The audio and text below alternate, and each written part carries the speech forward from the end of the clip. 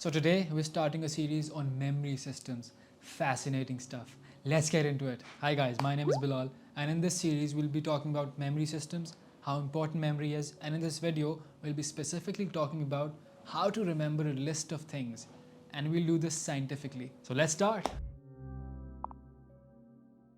Psychologists define memory as previous experience affecting current behavior. They say that the word memory is a verb. For example, the word karate, you do karate, it's an activity. Similarly, memory is a thing that your brain does. It's an activity that your brain does. So there are four main memory systems. Number one, episodic memory. Number two, semantic memory. Number three, procedural memory. And number four, the one that combines all, is working memory.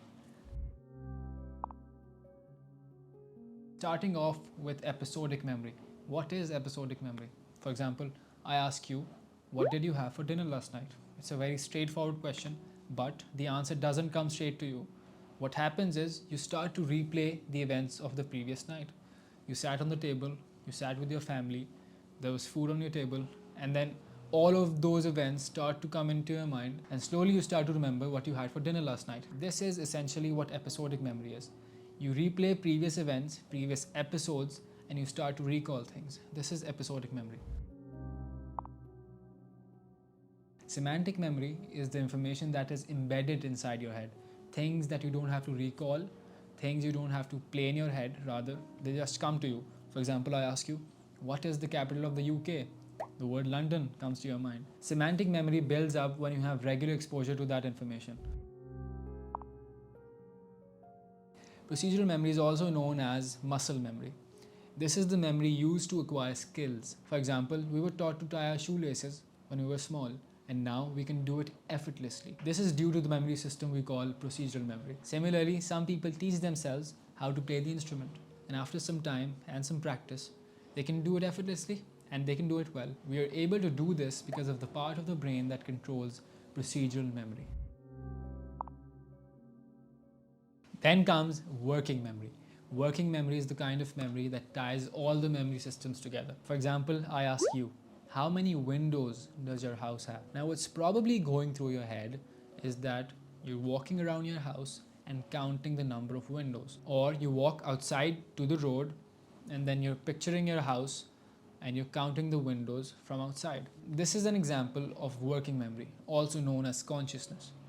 What you do here is that you pull stuff from episodic memory, you pull stuff from semantic memory, you pull stuff from procedural memory. For example, when you were picturing yourself walking around the house, that part was pulled from episodic memory because that part of the brain recalls what your house looks like from the inside.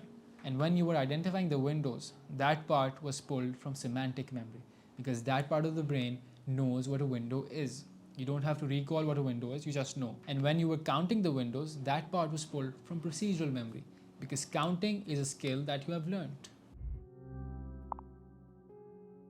Now comes the fun part. In order to remember stuff, there are three steps. Number one, encoding. You encode what you're trying to remember. Number two, association imagery. This step is critical. Number three, retrieval. Number one and three are probably self-explanatory. But number two, association imagery, what this means is that you associate what you're trying to remember with an emotion or a memory that's already embedded inside your head. This will help you remember that stuff for a longer time, and it will help you remember it quicker and faster. So I'll show you a practical and live demonstration right now. So I've opened my Apple Notes. You're probably seeing the screen right now. This is my morning routine. This is all embedded inside my head via the episodic memory. Because when I start to recall, I remember all this stuff. Now, if I want to remember a new list of random stuff, all I have to do is that I have to associate that list with these words. Interesting stuff. So what I did right now, and you'll have to believe me, is that I went online and I picked up random words and associated them with each of my morning routine steps. So with wake up, there's a word called hold. Brush teeth, freedom, take shower, dependent, etc. Now all I have to do is create a link between each of these pairs. And now I'll show you how I do that. So wake up is supposed to be associated with hold, and so on. So I'll do this. So when I'm waking up, I'm holding my hand for no reason. I'm holding my hand very strongly.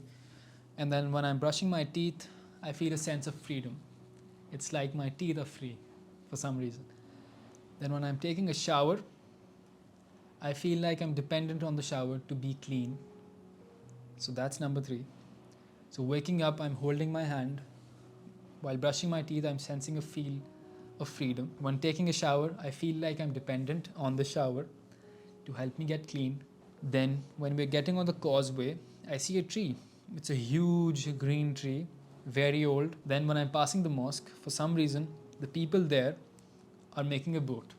They want to go sailing. As I reach the school, I see strands of hair falling from the air.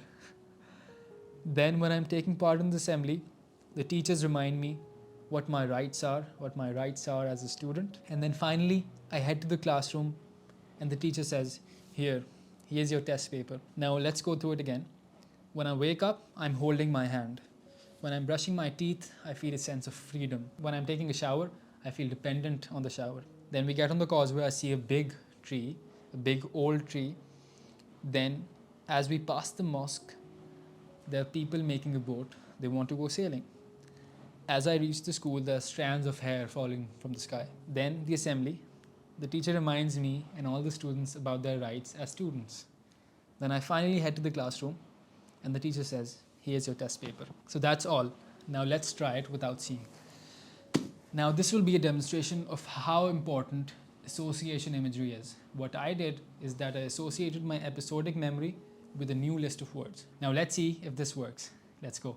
So when I wake up, I'm holding my hand, the word hold. Then I go to brush my teeth and my teeth feel a sense of freedom, the word freedom. Then I get into the shower and I feel dependent on the shower to help me get clean, the word dependent. Then we get on the causeway. I see a big old tree, the word tree. Then we pass the mosque and I see a group of people making a boat because they want to go sailing, the word boat. Then I reach school and I see strands of hair falling from the sky, the word strands. Then I go for the assembly and the teacher is telling us about the rights students should have, the word rights. Then finally I head to my classroom and the teacher says, here's your test paper, the word here. That was pretty amazing, wasn't it? So that was a very practical and simple demonstration of how important association imagery is. We can associate stuff with emotions or memory already embedded inside our heads. Very interesting, very fascinating stuff. Memory is something that we still haven't fully understood. It's something that the brain does. It's something that the brain's always doing. It affects our choices. It affects everything, literally. So stay tuned for the next episodes. They'll be great, I promise. So that was all. I hope you enjoyed this video. Let me know in the comments if you have any questions at all. Again, thank you for watching and see you in the next video.